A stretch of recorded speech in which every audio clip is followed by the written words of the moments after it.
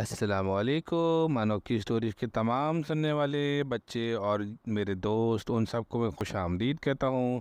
आज मैं प्यारे प्यारे और छोटे बच्चों के लिए एक प्यारी सी और छोटी सी नज़म पेश करने जा रहा हूँ, जिसका नाम है बच्चे मन के सच्चे। छोटे छोटे ख्वाबों की दुनिया है ये, रंगीन पलों का जादू है ये। खेलों की दुनिया में खुशी की छाँव है, हंसियों की जहाँ में खूबसूरती के पल हैं ये।